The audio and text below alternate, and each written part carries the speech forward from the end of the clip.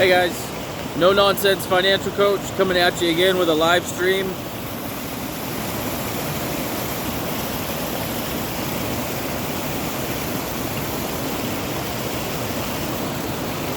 A live stream, get it? Live stream. All right, enough of the jokes. Continuation of talking about credit cards. I'm just gonna wander around, and actually I think what I'm gonna do is point the camera so you can kind of see what I'm seeing. Kind of in the mountains in Central California. Want to talk to you about credit cards. In the last video I just kind of gave a basic explanation. I'm gonna wander around here a little bit, so if you have a hard time hearing me, I apologize, but there's lots of cool stuff to look at, and I figure you'd rather look at the cool stuff than my face, because my face is not cool stuff. And I mentioned about the only time that I think it's acceptable to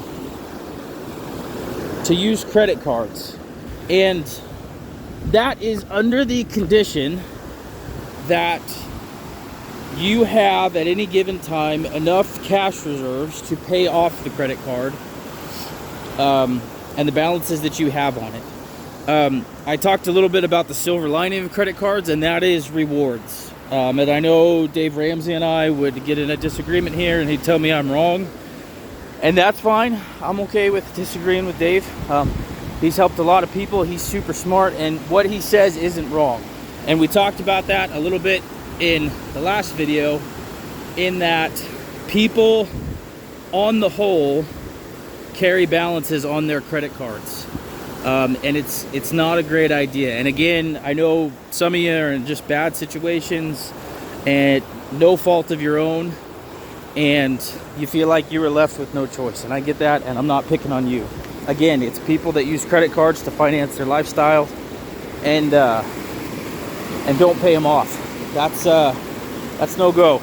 It's bad news. See if I can wander over there without falling. I might lose my phone, guys. Do you get it yet? It's a live stream.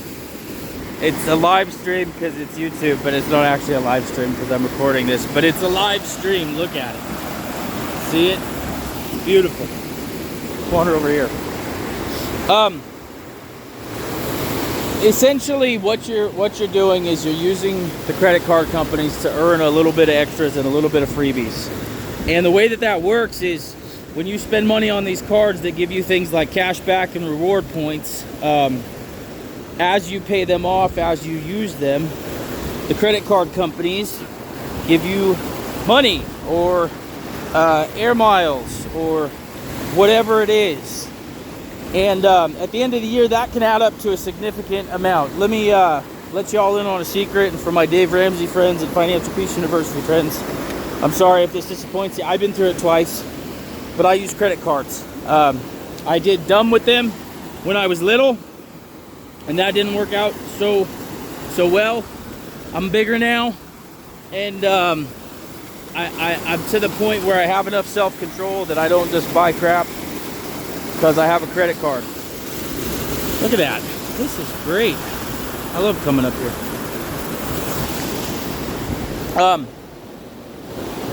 I'll give you two examples. One is we have a Costco credit card, and we try to put gas and groceries and stuff on that. Restaurants, because they give you pretty good cash back rates. And then we have a Fidelity credit card that gives us 2% back on everything with no maximums. And that 2% and the money from the Costco card, all of it goes into our investment and retirement accounts. And it works pretty good, and I'll tell you why. We never carry balances over. Ever. Not ever. And there's a rule that we have. If we ever get to the point where we're tempted to carry balances over, and we actually do it because we're dumb, we are going to pause the cards and or cancel the cards for a while until we get our heads back on straight, okay? We've been doing this for a couple years, and we've held true to what we wanted to do because we had a goal in mind. And this goes back to being intentional, you guys. Go back and watch my first couple of videos. Being intentional with your money. and not slipping on these super smooth rocks. You have to be intentional. If you're not going to be intentional, you're not going to win. Okay, so our intention was, let's take advantage of this money coming from the credit cards and use it to our advantage. And it's what's building up, partially, our retirement accounts. On that note, everybody, something to think about. I shared a statistic, and I'm going to look it up to get some more accurate information, but it's something like 90% of people carry balances on their cards. The reward points and the reward cash back that banks offer comes from the interest that you pay on those cards. That's why the banks do that, okay?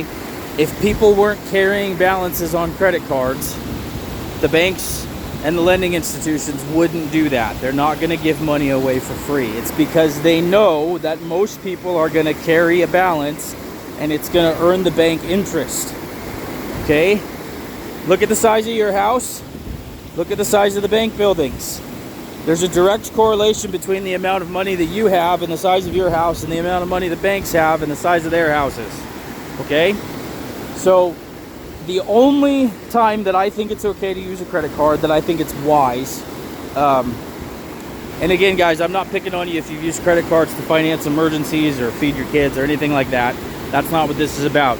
The only time that I think it's okay is if you're going to do it responsibly and you're going to pay off your balances in full every month. We'll get into a little bit about credit scores at some point. There is some wisdom to not using your credit limit 100%. Like if you have a $4,000 limit, maxing your card out with all your expenditures and your monthly expenses. Pay it off mostly. There's some statistics on what your best utilization is on a credit card, and it's about 1 to 3% that helps your credit score the most. So if you have a $4,000 limit, 1% of that's $40. Leave $40 on your card to post to your statement. That's a little quick tip about boosting your credit score. But pay that off on the due date, before the due date. That way you're not losing money and throwing money away. Okay? So that's it, guys. I guess just a little added note. You guys don't need to look at my face. You can look at this. Just a little added note. We put as much as we can on the cards, and I pay it as we go. Once a week, I'll sit down and pay, $500, $1,000. All of our expenditures go on the cards. So let's say you make $50,000 a year, and you put as much of that as you can, say $40,000 on a card. That's getting 2% cash back. You pay it off, you never pay interest, and then you take that money and you stick it into a retirement account. Well, if you do that for 30, 40 years, you'll have way more money than you know what to do with when you get to retirement. So that's kind of part 2 of the credit card saga. I think it's okay to use them if you're going to do it using those guidelines. Pay it off, don't retain any balances, don't pay the bank a dime of interest. Yeah, win with money, guys. Like, subscribe, comment, share, tell me I'm an idiot, tell me Dave Ramsey's right. Won't hurt my feelings too much.